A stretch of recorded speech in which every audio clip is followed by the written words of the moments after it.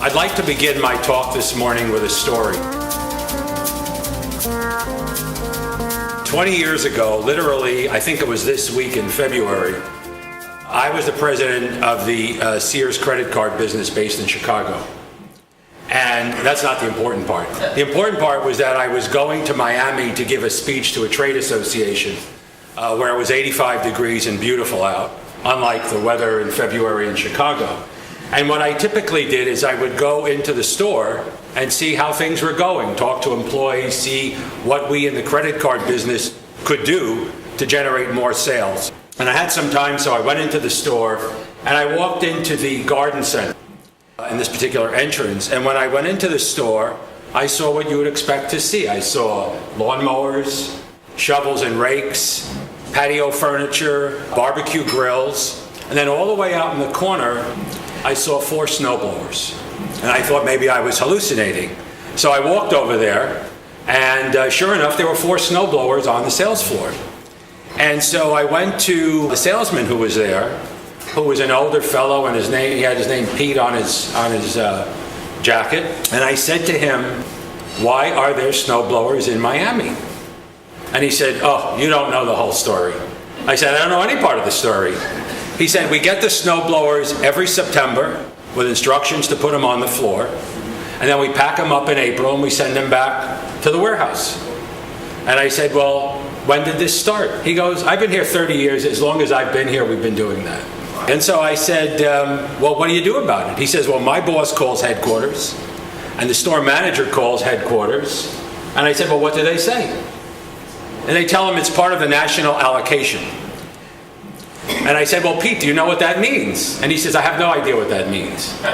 So then I said to him, "Have you ever sold a snowblower in Miami?" And he said, "Actually, we did sell one." I laughed like you. And he said there was this couple who were going to visit their kids in Minneapolis for Christmas. They bought one, put it in the minivan, and drove it up to Minneapolis. And I said, "And that's it?" He goes, "Yeah, that's it." So I went back to my office and I said to my assistant, "Stop what you're doing. I want you to call anyone you can call. I want to know how many times it snowed in Miami since the history of recorded weather." And she called the Weather Service, NASA, the Farmer's Almanac. She called anybody you could call. And she came back in about 45 minutes and said, "Okay, here's the answer. It snowed one time, 1/3 of an inch, 7 years ago." And so, that somehow made an indelible mark in me about sort of dysfunction. That was 20 years ago. And I think about it all the time. And I think about all the things that happened prior to that happening. And I thought about all the things that have happened in the ensuing 20 years. I came up with these 5 principles of engagement because what I really believed is that the problem is that people are not engaged.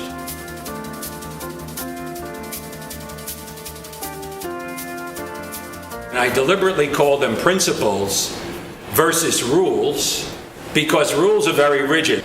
Principles are not. They're more guidelines. They're things you should be thinking about. And I codified them into 5. So let me go in and just quickly hit what the 5 principles are. Fresh eyes is very simple. It's taking a totally different look at the situation. It's really as if you were to step outside and look in. What does this room look like as opposed to all of us being in this room and looking outside? Connecting relates to your relationship as a leader with your employees and your customers. These by far are the 2 most significant constituencies you have to deal with in a business. And most people seem to forget that connecting is a big part of their job. The 3rd is transparency.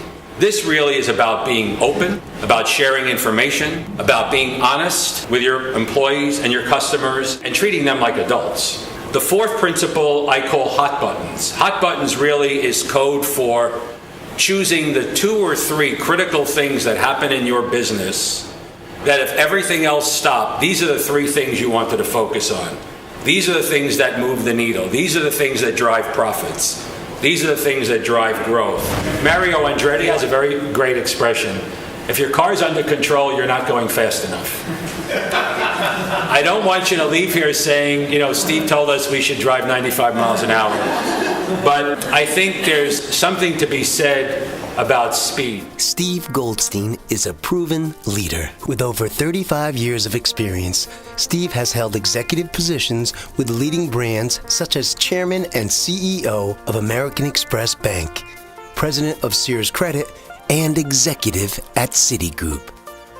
Currently, Steve is an advisor to executives and leadership teams and is chairman of U.S. Auto Sales. Also, senior advisor to Alvarez & Marsal, Milestone Partners, and EQT Capital, based in Stockholm, Sweden. He has also served on a number of boards. His book, Why Are There Snowblowers in Miami, is his latest endeavor to help your business transform into a success story by using his 5 principles of engagement. Steve's speaking events are both dynamic and engaging. You can learn more about Stephen Goldstein, his book, Why Are There Snowblowers in Miami, and his speaking events by emailing him.